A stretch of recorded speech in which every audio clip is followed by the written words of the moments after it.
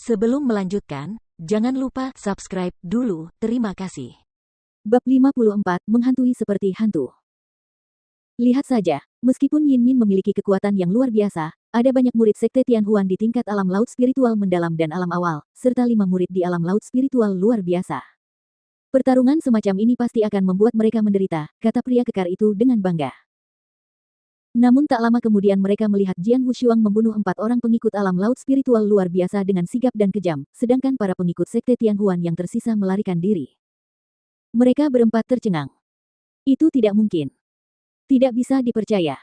Pendekar pedang itu, bagaimana dia bisa sekuat itu? Aku tidak percaya dia membunuh 4 murid alam laut spiritual luar biasa dalam waktu sesingkat itu. Bagaimana itu bisa terjadi? Keempatnya merasa itu mustahil. Sementara itu, mereka teringat kata-kata yang mereka dengar di Istana Anak Naga Emas. Itu tentang Dongfang Yu yang mengalahkan Jian Wushuang hanya dalam 3 gerakan. Hari ini kita menyaksikan sendiri kekuatan pendekar pedang. Bagaimana mungkin dia tidak bisa menahan Dongfang Yu? Kau pasti bercanda. Aku lebih percaya bahwa Dongfang Yu dikalahkan olehnya dalam 3 gerakan, geram pria kekar itu. Bagaimana kekuatannya yang luar biasa dapat dikalahkan oleh Dongfang Yu dalam 3 gerakan? Itu konyol. Syukurlah kita tidak mengalami konflik yang nyata dengan mereka, atau pria kekar itu berbicara dengan nada yang tenang. Dia merasa beruntung karena tidak pernah menentang Yin Min, bahkan ketika Yin Min mengambil cincin interspatial darinya. Dia merasa takut ketika memikirkan kekuatan Jian Wushuang yang luar biasa. Cepat pergi, teriak lelaki kekar itu. Kita harus menjauh dari ketiga orang ini sampai misi ini selesai. Singkatnya, kita baru saja memanfaatkan mereka, dan mereka mungkin menyimpan dendam terhadap kita. Aku takut mereka akan melawan kita lain kali. Pergi, cepat. Yang lainnya mengangguk dan bermaksud melarikan diri karena panik. Hei, kau lihat itu, kata wanita berbaju ungu. Pria kekar itu langsung menoleh. Tiba-tiba ekspresinya berubah aneh. Mereka. Itu Dongfang Yu dan para pengikutnya. Mereka baru saja tiba dan bertemu pendekar pedang tepat pada waktunya. Keempatnya baru saja hendak pergi, tetapi pada saat itu langkah mereka tiba-tiba terhenti. Di koridor, Jian Wushuang dan teman-temannya juga memperhatikan Dongfang Yu dan pengikutnya. Itu Dongfang Yu. Yin Min dan Ling Tianhao melirik Jian Wushuang dengan ekspresi aneh. Jian Wushuang mengangkat alisnya dan tersenyum tipis namun tidak berkata apa-apa. Dongfang Yu, kau bagaikan hantu yang selalu menghantui kami, ucap Yin Min dengan nada dingin sambil melirik ke arah Dongfang Yu. Yin Min, aku heran 2 sampah yang mengikutimu masih hidup. Beruntung sekali.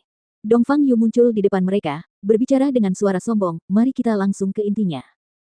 Yin Min, karena kalian sudah lama berada di Sekte Tianhuan, aku yakin kalian punya cincin interspatial, kan? Cincin interspatial, Yin Min berkata sambil mencibir. Kemudian dia mengulurkan tangan kanannya dan cincin ungu muda bersinar terang di jari keempatnya, ini dia. Jika kamu menginginkannya, datanglah dan ambillah. Saat melihat cincin interspasial di tangan Yin Min, mata kelima orang di belakang Dongfang Yu menjadi cerah dan kilatan panas muncul di mata mereka. Oh, kau benar-benar punya satu. Tapi hanya satu cincin. Dongfang Yu mencibirnya dan menoleh ke arah 5 pengikutnya. Lalu dia berkata, ayo pergi. Orang-orang yang mengikuti Dongfang Yu ragu-ragu, tetapi akhirnya pergi bersamanya. Namun, Dongfang Yu melirik Jian Wushuang dan Ling Tianhao saat dia pergi dan berkata dengan suara rendah, kalian berdua sampah sangat beruntung memiliki Yin Min sebagai pilar kalian. Tetapi hanya ada 10 cincin interspatial. Bahkan aku hanya berhasil mendapatkan satu dari mereka. Beraninya kau berharap untuk mendapatkannya. Dongfang Yu pergi setelah dia selesai berbicara. Sungguh tatapan menghina. Tapi dia tidak akan pernah menyangka bahwa pendekar pedang kita memiliki cincin interspatial kedua, kata Ling Tianhao sambil mengerutkan bibirnya.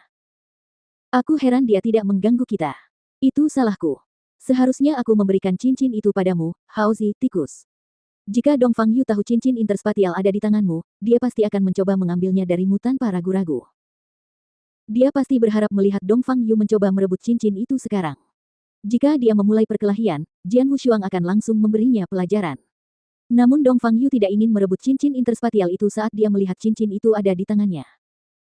Segalanya akan berubah total jika cincin interspasial itu milik Ling Tianhao. Haozi tikus, cincin interspatial kedua, itu milikmu. Jian Wushuang memberikan cincin itu kepada Ling Tianhao. Pendekar, apa yang terjadi padamu? Ling Tianhao menatap Jian Wushuang dengan heran, alih-alih menerima cincin itu.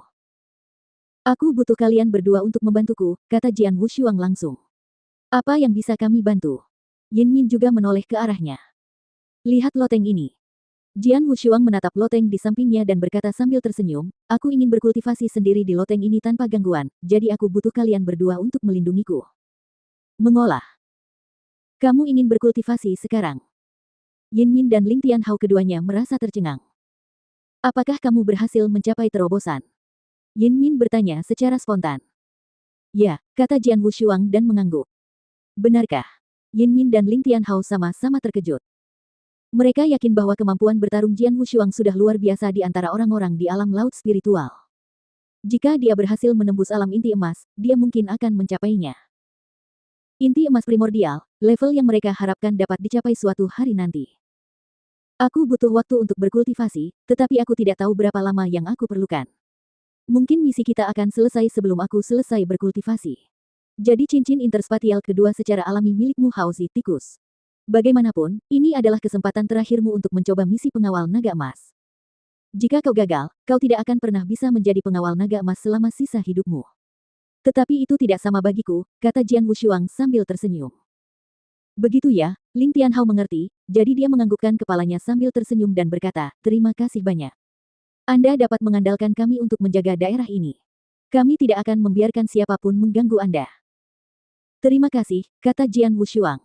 Kemudian dia tersenyum dan langsung masuk ke loteng. Yin Min dan Ling Tianhao berjaga di depan loteng.